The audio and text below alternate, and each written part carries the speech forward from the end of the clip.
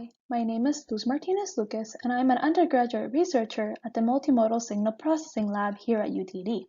I'm presenting my project on creating an attention-based network for speech-emotion recognition in conversations. First, I want to talk about the background. Speech-emotion recognition models aim to predict the emotional state of a speaker. They often only use the speech information of the current time step. However, emotions often depend on the context of the scene the speaker is in. So providing contextual information to a model would be helpful. Furthermore, natural emotional speech often occurs in conversations, which gives us another valuable feature of emotional behaviors. Speakers in conversations influence the emotional state of the others. Our work aims to use both speech and speaker context to create speech-emotion recognition systems for conversations. We obtain our speech data from the MSP conversation corpus, which contains continuous annotations of the emotional attributes of arousal, which measures the emotional state of a person from calm to active, valence, which measures from negative to positive, and dominance, which measures from weak to strong.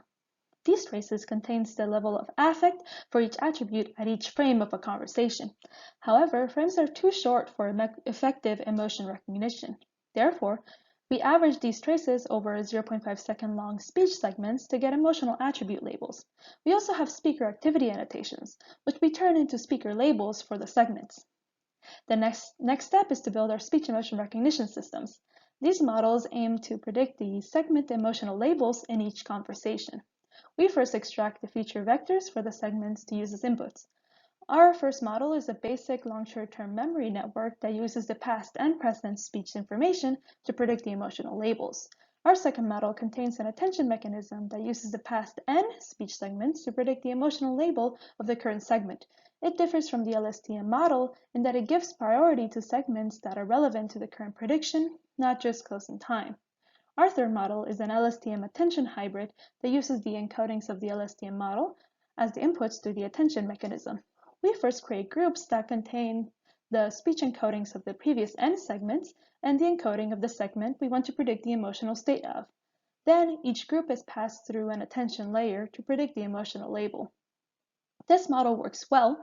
However, we also want to leverage the speaker information. So our fourth model is the same LSTM attention model, but with the addition of speaker flags at the top of the LSTM speech encodings. The results suggest that the LSTM attention model does benefit from both structures, but adding speaker flags does not give the model sufficient information to leverage the speaker relationships.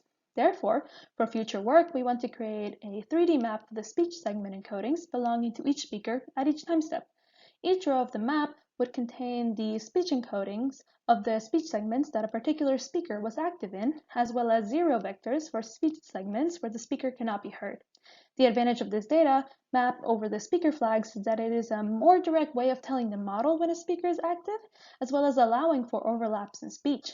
We can also then use a convolutional neural network with an attention mechanism to predict the emotional labels for each speech segment. Thank you very much.